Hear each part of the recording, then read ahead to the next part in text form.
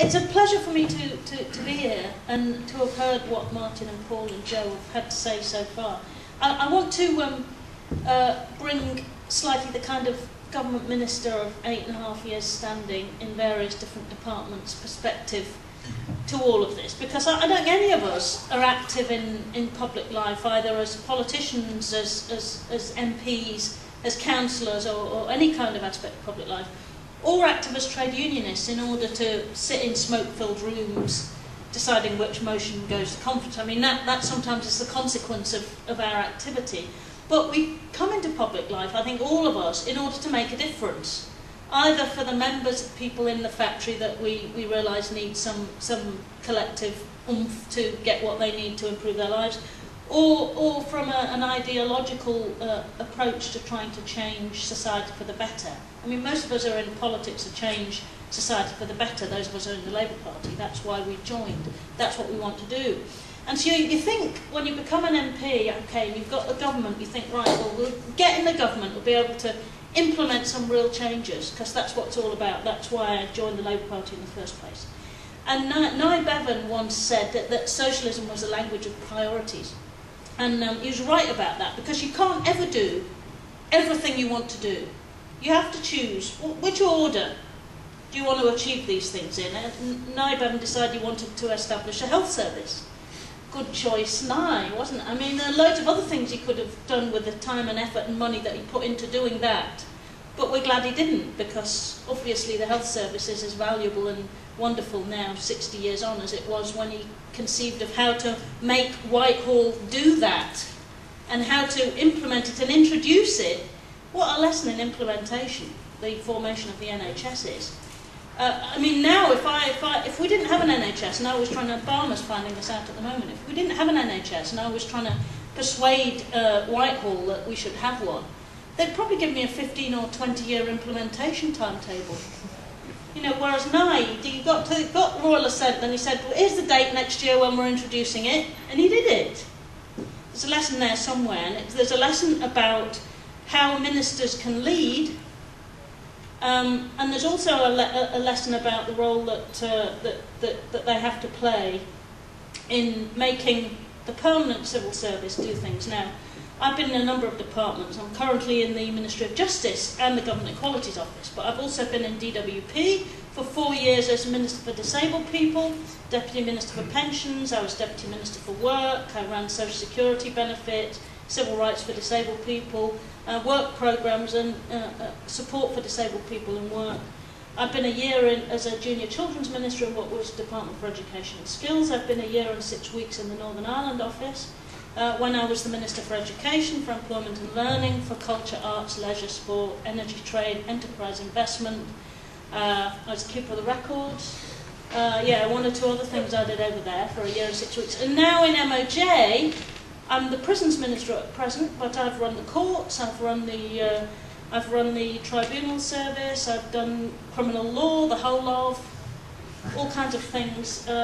So if there's anything I know about, it's how to interact with Whitehall. And I want to say a little bit about that, because you can have the most wonderfully formed policy, as I think Nautilus was saying. They've got this fab policy, but you're saying you can't persuade the government to do anything about it at the moment. There might be a few reasons for that, but let me just give you a few clues about the kind of thing where Whitehall comes in. Whitehall is always there. My current boss, one of them is Jack Straw, is the Lord Chancellor and Secretary of State at the Ministry of Justice, Secretary of State. The person who we call the PermSec, that stands for Permanent Secretary of State. Permanent Secretary of State, as opposed to the Secretary of State who comes and goes. So there's a bit of a culture. We have a permanent civil service that's always there. They serve with all their might and main any government which is properly democratically elected, and that's the system that we have. But they also know, and there's an organisational culture in each Whitehall department. They know that they're there, and one of the things that they can do if they've got a minister who's getting on at them a bit much, is sit it out till that minister gets moved. The average length of service for a minister is 2 years. So all you have to do is delay and delay and delay a little bit and have a consultation, have another consultation, and the minister's moved on, and hopefully whatever it is can be pushed down the agenda. So you have to watch this. Now, I'm not saying they deliberately always set out to do this, but you have to be aware that is one of the tendencies that the permanent civil service has, and I'm not getting at any individuals. There's also a very different culture in each Whitehall department. They're not the same. So, for example, DWP, when I first went there, was just being formed. It was a dynamic place, had 130,000 staff. It spent £110 billion, a quarter of all public expenditure. It was a go-getting, doing organisation, partly because it employed all the staff that did things. So if I wanted something done, I could call in the people who ran whatever it was, and I could say, I want something done about this. And they would say, OK, miss, we'll go do it.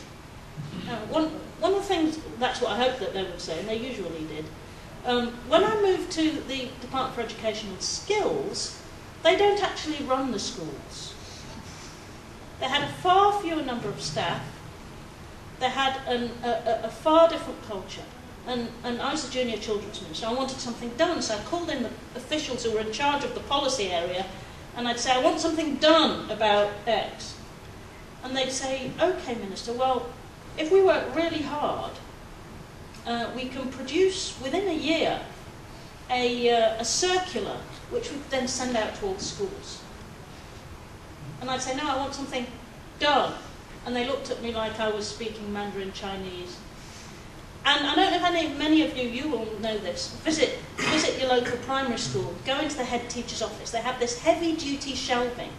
All head teachers have got heavy-duty shelving in their office. And that's where all these circulars go. I've noticed. But anyway, it's not a joke. The point is that you have to be aware. Of the culture of the Whitehall department that you're dealing with, because that might actually change the way in which you approach dealing with the particular department. Now, in Whitehall, whichever department, policy is king. Policy is king. That's where it's at. If you've got a high-flying young fast streamer, and the civil service is wonderful at promoting talent and giving people opportunities, very, very good. From wherever you are, it's a very good employer in that sense. It will spot and promote talent. And it will, if you're in the fast stream, put you in a policy job. And whichever department, policy is king. Implementation, no. You don't mean we actually have to do what we've produced this nice all singing, all dancing policy about, do you, Minister? So implementation is not where it's at. It's not the sexy bit of the civil service. Now that's a bit of a... There are some departments where they're better at it than others, largely those where they employ their own staff to do things. So we heard some great tributes to Job Centre Plus this afternoon, which I would echo, by the way. All civil servants, they're civil servants, they do, because that's the department that they're in does. It's directly employed workforce. There are some departments where you don't have a lot of doing, you have a lot of other things. And so be aware of that when you're approaching them.